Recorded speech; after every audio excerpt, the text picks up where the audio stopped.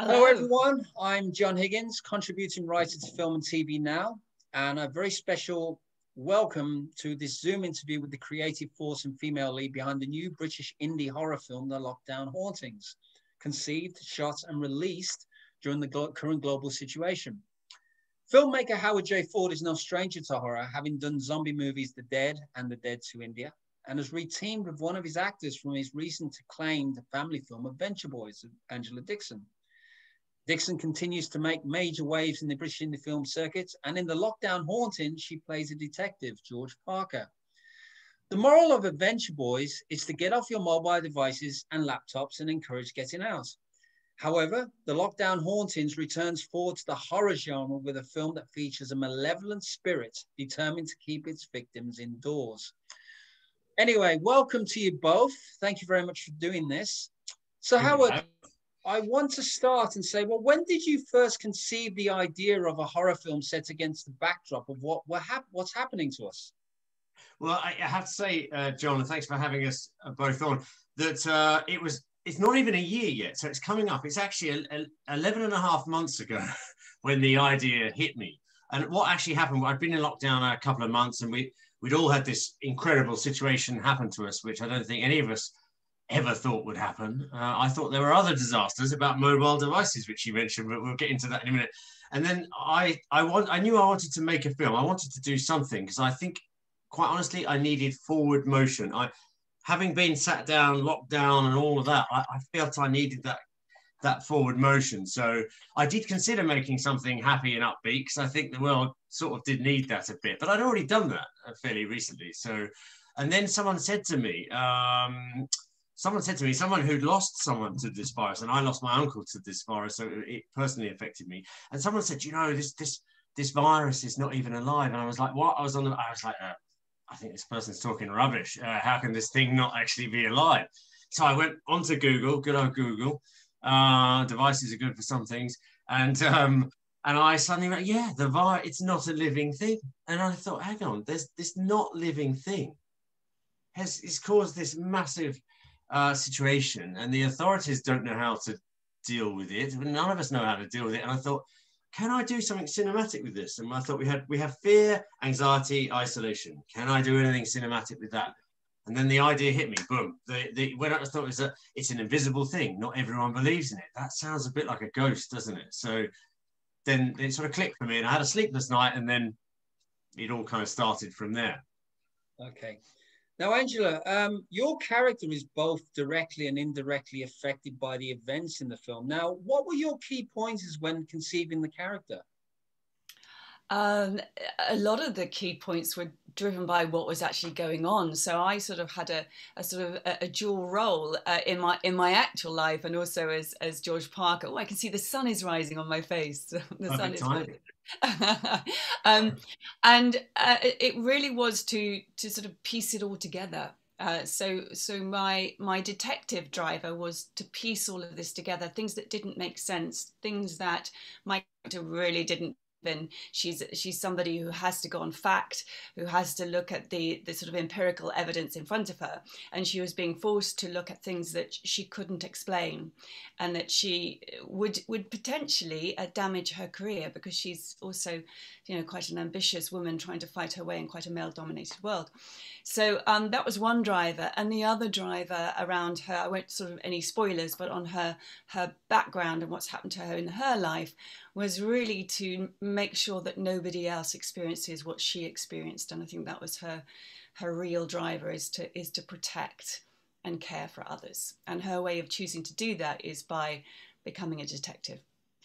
I have to say, just to jump in, Angela did an outstanding job. All the cast did, but because Angela has to carry the film, and obviously she carried Never Let Go, my previous movie, spectacularly, and was quoted as Oscar-winning, near Oscar-winning performance. I believe that's the quote. Correct me if I'm wrong, but it was a great quote anyway. So I knew I needed someone to carry the movie. But the disadvantage for Angela and everyone working on this Lockdown Hauntings is there was never a finished script. Had I sat, because obviously, as an actor, you want to get the script and understand every part and where it's going and all of the peaks and the troughs. But I couldn't give that to any of the actors, so they were all at a disadvantage because I couldn't do that. So we had to sort of make, you know, dialogue together often and what was going to happen.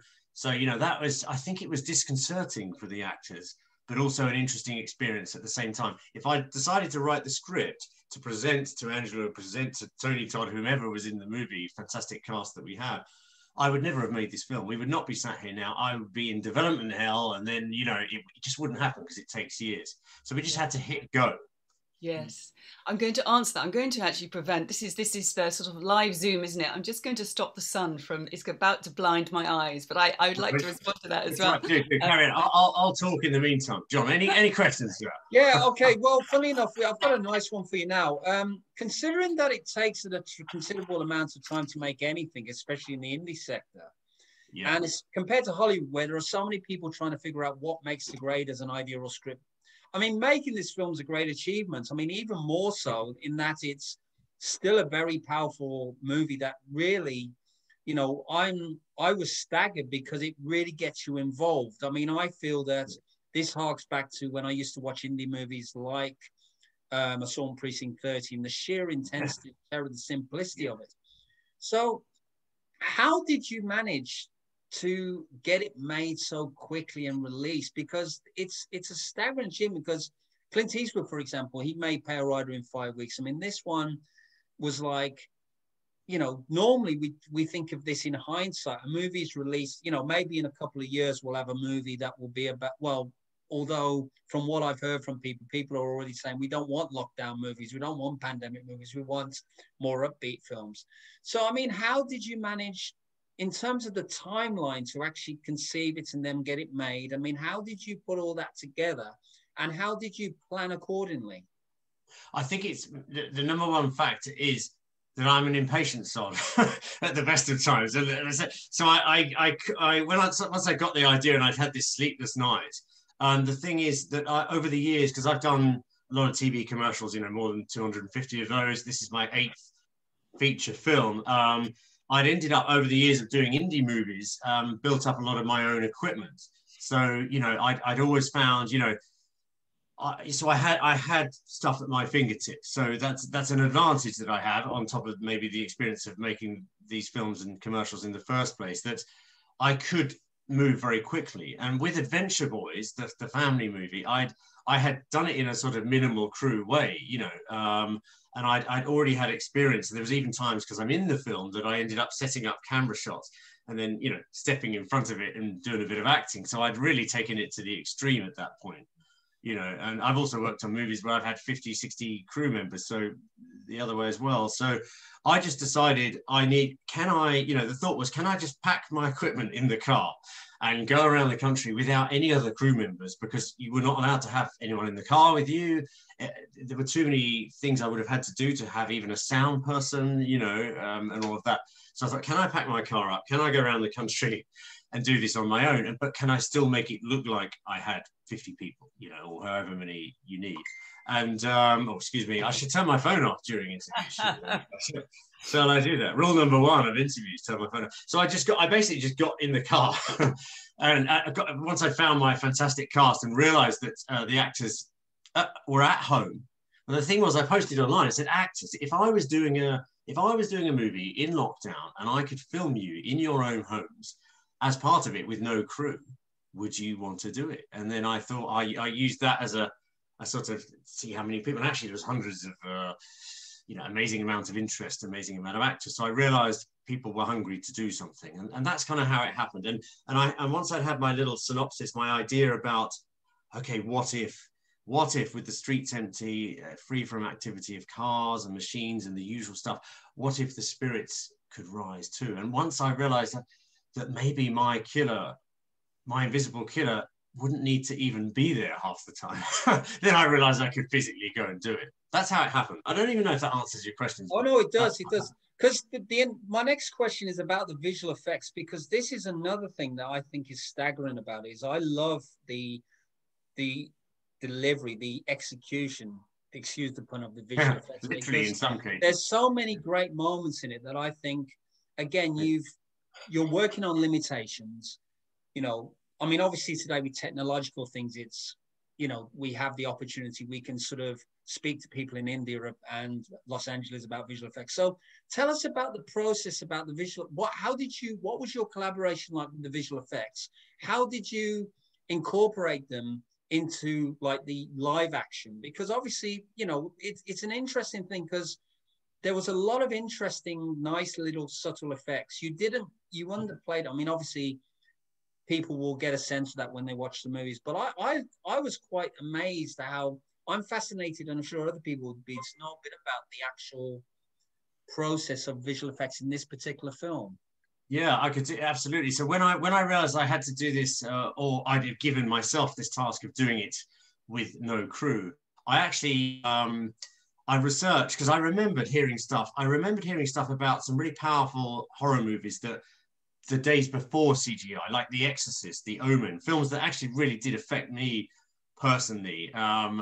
And, you know, I'm not talking about crucifixes thrusting themselves around, but, you know, stuff like the stuff moving, objects moving. And I remember hearing stories about, oh, well, that when the chest of drawers comes across the room, which is a terrifying moment in The Exorcist. There was, you know, the greasy gaffers were just pushing it along. And okay, fine, well, that was still very scary. And I always remembered from The Exorcist, and there's you'll notice a few, you know, nods of the hat to the classics, but I always remember the sequence where the main actress, brilliant actress, cannot remember her name, she just walks past the attic and she just looks up, and she hears this scraping in the attic and looks at it and considers it for a while and then moves on. Terrifying sequence. And when knowing as a filmmaker, there was nothing in the attic. There wasn't even a person scraping. That was done. It was a post-production sound. So I realized I needed to do a lot of things like that. So I went online and I looked back at these old making of things like those classic movies, and they were doing stuff with fishing wire, stuff that really shocked me. You know, I've seen it in the cinema and I was like, boom, you know, shocked by this thing flying across the room. And I realized there's someone pulling that with a bit of fishing wire. And then I researched as to what type of fishing wire is used. And so I got myself an effects kit. So I got all the bits and bobs, and I ordered, knives that are, all the trick stuff and bits and bobs. And I just got like a basket. It was actually a clothes washing basket. And I had this stuff, which I then, first thing I carried around the actors' houses when I turned up with this stuff, and did it like that, really. So, and I love the old school look. And don't get me wrong, we have CGI. So, for example, the knife flying through the air, I've got it there myself on a coat hanger. I knew we needed to remove stuff in post-production. But then in CGI, we have wonderful VFX artists in post-production, because I could have crew then who would then take that. And then, if I whipped the camera one way, they could then animate the knife moving. So between us, that's how we did it. Okay. Well, the interesting thing is by the way, it was Ellen Bernstein who was the actress in the. Yeah, and what a wonderful performance that is. But it's also interesting because, again, we were talking. Obviously, let's talk a little bit about Tony Todd, because obviously he's a legend of horror now. I mean, how did you get him on board? And has he seen the film yet? I don't even think he's seen the film yet. I loved it. Now, Andrew and I, I'm sure Andrew will remember this very well, because we were filming. Andrew, we were at your place, weren't we, filming? And I remember I was saying to you, I think I might have got Tony Todd in the movie. And you were like, really? It just seemed totally crazy, didn't it? And this is a guy that I've respected from many movies. And, he's terrified me in a few movies as well, Candyman onwards. Wonderful man. I'm sure, Angela, you recount the experience. We did all of that by Zoom, didn't we? So once I'd got him on board, I sort of thought to myself, okay, once I knew I had this plot, I kind of needed a name or a horror face, and I thought, wow, think big, Howard, think big. And I sort of meditated over it, and then I came out of it, and it's Tony Todd. If I can get Tony Todd, this is the right balance for the movie. He's got to be the man to play our Jordan Myers. And I'd met him once, and actually he likes the Dead movies, so we had a lot to chat about when I met him, and which was great. And then I got onto the manager, and I said, I don't suppose there's any way I'm doing this lockdown movie that I could get Tony Todd to play this character. And then, Angela, we were at yours when it almost didn't happen, didn't it? Do you remember?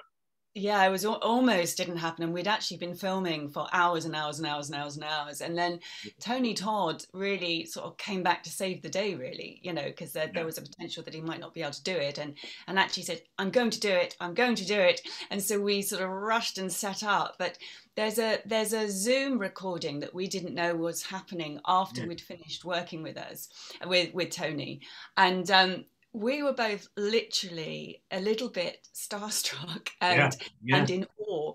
And I'd love Tony to see that, because you never know what somebody else is saying behind your back, really, truthfully and honestly. But he was mesmerising and a thoroughly lovely chap to work with. And you see that in our Howard and I's interaction, going, wow, wasn't he amazing? And we were looking at the footage that Howard had just shot.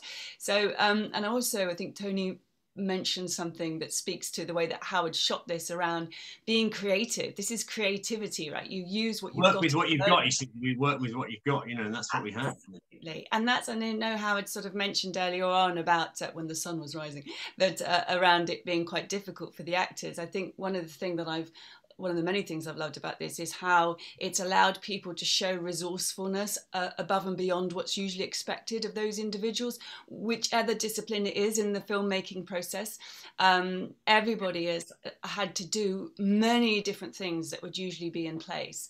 And I think if you look at some of the actors' homes, you know, that they've created sets that people would have been in for days and days and days, sort of trying to create. You know, they were deliberately. It wasn't just their home as it was. I mean, a lot of people went to a lot of effort to make sure that it was right, and having to also, as Howard mentioned, deal with the unknown.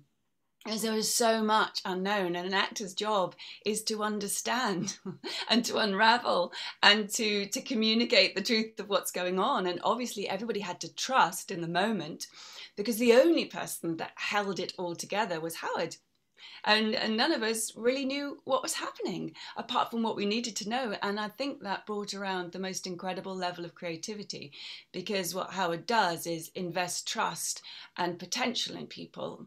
And because he does that, it enables people to bring their sort of A game. And I think everybody has done that. And I've loved that process, really loved it. Everybody has done that. And ultimately then the baton gets handed over to you on screen to carry it in the same way. It's quite funny. It's like that. There's a lot of crossover there, which is great. And I loved your the relationship you, George, well, with Heather Peace, plays Rachel. I think it's a lovely dynamic to watch. I think you both played it fantastically well. Another actor I really admire as well. And, you know, just watching those things come to life was quite amazing, really, given the minimalist way in which we were doing it, to try, because I always try and find that part, that some sort of layer, some sort of meaning, something that isn't just a straight horror, or isn't just a straight family film, or isn't just a straight thriller, you know, that there is something else going on underneath. And it's really great to see some of the reviews we're getting and some of the things where people are seeing that and understanding that. And I hope that with the Lockdown Hauntings, that it's that, you know, whatever journey you take through lockdown. It's interesting, you said earlier, John, that people might not be wanting lockdown movies. It's funny because what was really weird was that the number one movie was this pandemic movie during lockdown. So we were all in a pandemic. And then the most streamed movie during the time was this, was it the Kate Winslet pandemic? Yeah, something movie? like that, yeah. Yeah, it became the most streamed movie during that time. Very strange. Yeah. Anyway, you've dwelled already on your influences, Rahab, with The Exorcist and The Omen. I mean, I was speaking to you before this interview about The Bogeyman, Uli Lommel's film, which again about psychological mirror. Angela, I've got to ask you the same question. I mean, what films have scared you the most? I mean, which ones have are you a horror fan? Do you watch horror? Do you know, I am not a horror fan, but I appreciate and understand the appeal. And the reason that I don't actively seek it out is because it disturbs me. And the films that have had some of the most impact on me have been horror. So The Exorcist, I couldn't actually be alone in the dark for 6 months. The Fog, these are quite old ones, really. You're talking about the John Carpenter version. Yeah. Yeah, one of my favourites. Brilliant. It's a great movie. I mean, It's just what I actually, you know what, I just said I'm not a horror fan. When I think about it, I really enjoy it, but I don't put myself in that position because I know I'm terrified. But I just think they stay with you, and they react and respond in a very visceral way. And I think, correct me if I'm wrong, Howard, but I think there's the chemical, the endorphins that are released when you experience a really good horror is very similar to being in love. And I saw a film a couple of years ago, and again, apologies, I can't remember the name. Had a lot of the original sort of creature. It wasn't animated in any way. It was you know, it was all live, and I remember feeling at the end of it that I'd been through a real experience, and it related to something that I had. I mean, how do I know about this? My mad escapade to a sort of no-go area in another country where I was in severe danger of my life, and my 24-hour armed guard security disappeared. And when I came out of that real experience, it was actually a moment of dawn. I remember dawn, and I remember a preacher singing in a big open atrium in a hotel in Port Harcourt, and there was a lot of distress, and there was a sense it's going to be the end. I'm going to be able to get out of here. I experienced that same feeling when I was watching this film. So actually, as I'm talking, I'm making myself into a horror fan. And the reason I don't watch them is because I get scared. But I think it's like a roller coaster. People go on a roller coaster to be scared. You know, you don't go on a roller coaster to feel, you know, and of course then you scream. You might be a real scream because you are terrified, but somehow that there's this getting close to the edge thing. You know, you're technically safe in your seat, but you can almost feel the fight or flight. You know, you can almost feel that thing. And when there is, and that definitely does something to you, whether it is an endorphin, what that is, but I think it can shake you around a bit and you come out the other end. That's why I think with this one, with the lockdown hauntings, I'd like to think, okay, we're out of lockdown. We all want to be out of lockdown. I can't wait to be out of lockdown. The whole thing, we all want it. Bring it back. You know, we should be in a room together, all of that business. But having gone through it all together, you know, if I make a film about baseball or whatever, you know, not everyone is into baseball. Some people are, and there's a reasonable facet of society that is.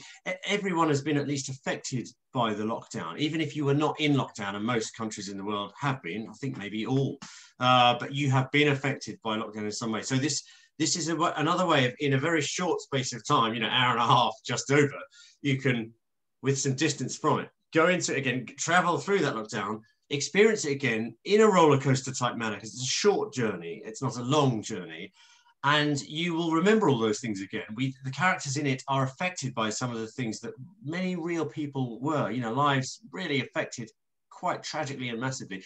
The characters are experiencing these things, they're going through it, and then you can come out the other side of it again in a short space of time with a totally different perspective over it. And it is an artist, you know, no matter what, you know, film is an art form. It is a for all of our talents together, you know, it is an artistic expression of the anxiety, the fear, and the isolation. We all translated it. We all dug deep to get some emotion and to bring it to a screen and to present it to the world, and as a different way of looking at what's just happened to us all. Okay. You've mentioned already. So you said you went around the country. So where exactly did you shoot, and how many places did you go to, Howard? Yeah, I got quite a few. So we shot. So it stretched from, you know, we shot scenes in Brighton, where I first started. Quite a few scenes in London. There were some in Eastbourne with John Camping, fabulous John Camping, and also we shot in Bristol. We shot in. I'm trying to think where I went now. Hertfordshire. Yeah, there we go. Forgetting a main location, and yeah, I mean, quite a way around the country. Sometimes it was kind of like a tour. It really was, and it was actually really quite nice to be able to do something as well, because you know, within certain guidelines and, you know, keeping 2 meters apart, etc., etc. One was allowed. You know, we realised during the lockdown that entertainment was very important to us. I think we knew that anyway, but having movies to watch, having things to watch. So you know, wanted entertainment to continue. You know, we were permitted to go and if we were legitimately making a film, we were not having a party or anything like that, so we could get together and do these things. Yeah, and it was really so it was quite a tour around the country. I racked up a lot of miles, but the one thing that struck me again, I remember, I filmed with one actor in the morning. I'm trying to think where I was. I think this was Bristol actually. And then I'd stopped at like a Tesco's garage and I had a sandwich, and I was finishing the sandwich to go on to film with the next actor. And I remember just finishing the sandwich. It was £2.61, and I thought, I've just fed the whole crew, for £2.61. And I thought, this is an economical way of making a movie. It's totally bizarre. Okay. So obviously there's probably going to be filmmakers out there who are going to be amazed at your achievement. I mean, what advice would you give them in terms of getting something off the ground to the rapidity that you've created with the Lockdown Hauntings? Any brief pointers that you could share? Yeah, I mean, I've always been someone who's, the more indie stuff that I've done, has been just go and do it, but have an idea of somewhere that it can go emotively, so whatever story you're telling, if it's horror or whatever, obviously find good actors, try and write a plot that you think will be interesting, not just to you, to other people, but go and do it and learn by, look at what you've done and constantly figure out ways to improve it. I think as an indie filmmaker, and I've ended up teaching at some film schools and things, the number one piece of advice is actually be a decent person to be a decent, respectful person is the number one thing. The second thing is when you get onto your set, if you're an indie filmmaker, you've got to start fairly quickly. I think for an actor, a lot of times making movies, people get to hang around for hours and hours and hours. And I think I'm a believer in getting there. I don't like to talk too much, which I think can be frustrating probably for the people I work with. I'll try and have a minimum amount of conversation so I don't over direct, because I want to see what the actor does first before I spoil it or manipulate it. Those are tips, and also I honestly think, you can't just do the point and shoot thing and expect it to be cinematic. You have to think about angles, think about whether I'm filming behind something or giving a perspective or depth, think about how people might feel when they watch it. Okay, well, I've got 2 or 3 more questions and then we'll be wrapping it up. But I just want to ask you, you mentioned in the live Facebook premiere event on May the 3rd about Lockdown Hauntings second wave. Now, if you're going to do this, I mean, when can we expect a sequel? I mean, given that we're coming out of lockdown, I mean, how will you expand production-wise on that? Yeah, I might actually let myself have one other person. I think that would be a right treat. I realised there were times making the Lockdown Hauntings Part 1 that just to have one person, to hold the mic, pull a wire, because it was crazy, because there were times I was doing camera movements, and I used often a motorized slider to get the cinematic movement. But there were times I was doing camera work and also pulling a wire.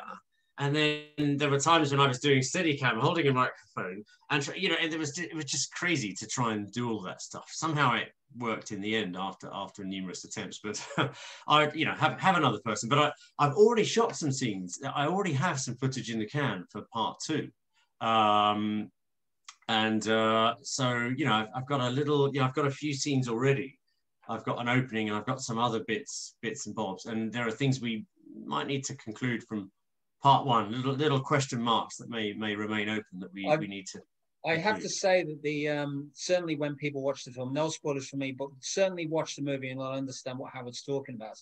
So we must dwell briefly on Adventure Boys. Again, a movie that's sort of grown and grown since its original release. I mean, something that you're both very proud of. Obviously, are you going to be doing any more family-oriented? I mean, this is a question for you both. Are you planning to do more family-oriented stories?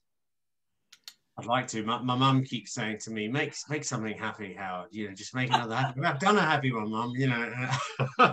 I would like to do another. Angela, would you like to do another a happy one? Well, yeah. How do you feel about that? I would love to do a happy one. I'm actually naturally my disposition is to be happier rather than grim or glum.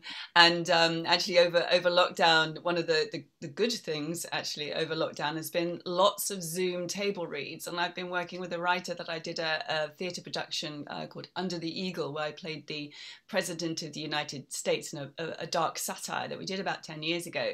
And so I have been over lockdown quite regularly reading some new, fresh scripts that are either satires or comedies. So actually, I love doing that kind of work as well. I think as an actor, people tend to use you for the things that they know you for. And because I seem to be quite good at being able to bring some truth to some raw emotions, that's sort of naturally where people might put me. But actually, I'd love to do, comedy, rom-com.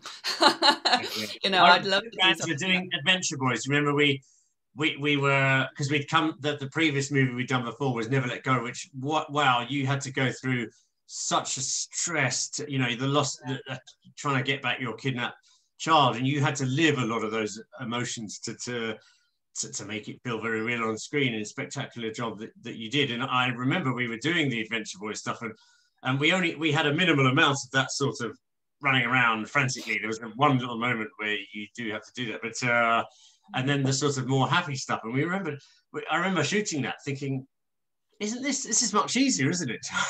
We don't have to run around like a lunatic.